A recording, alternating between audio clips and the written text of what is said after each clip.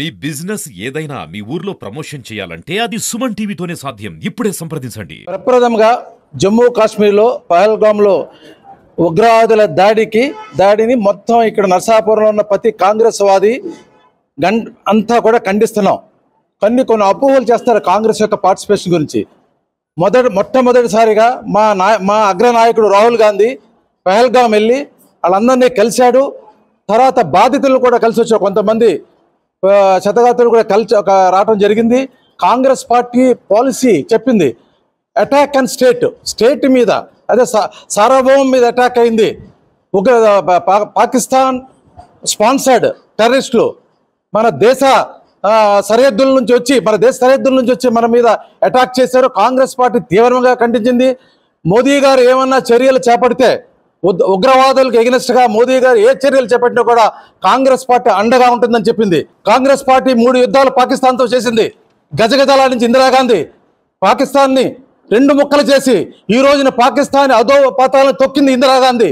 దానివల్లే మనకి ఈ దాడులు కూడా తగ్గినాయి. కాంగ్రెస్ పార్టీ ఎప్పుడు కూడా దేశభక్తి, మాకు ఎంతో మంది కాంగ్రెస్ నాయకులు జైల్లో మగ్గిపోయారు. మా అగ్రనాయకుడు నెహ్రూ గారు కూడా ఎన్నో నెలల పాటు జైల్లో ఉన్నాడు. ఈ చరిత్ర ఎక్కడ ఉంది? ఇవాళ అసలు దేశానికి స్వాతంత్రం తెచ్చింది కాంగ్రెస్ పార్టీ. బడుగు బలహీన మైనార్టీ వర్గాలకు అండగా నిలిచే పార్టీ కాంగ్రెస్ పార్టీ. మా ఐడియాలజీ కాంగ్రెస్ ఐడియాలజీ, చక్కటి ఐడియాలజీ ఉన్న పార్టీ. దాని గురించి కాంగ్రెస్ పార్టీ ఎన్నో ఘనకారాలు చేసింది. అసలు స్వాతంత్రం ఏంటి, ఎన్ని వాళ్ళ అభివృద్ధి చేసింది, దేశాన్ని అభివృద్ధి చేసింది కాంగ్రెస్ పార్టీ. మేము ఎందుకుంటామయ్యా? మేము పాకిస్తాన్తో కొట్లాడాం, 3 యుద్ధాలు చేసాం.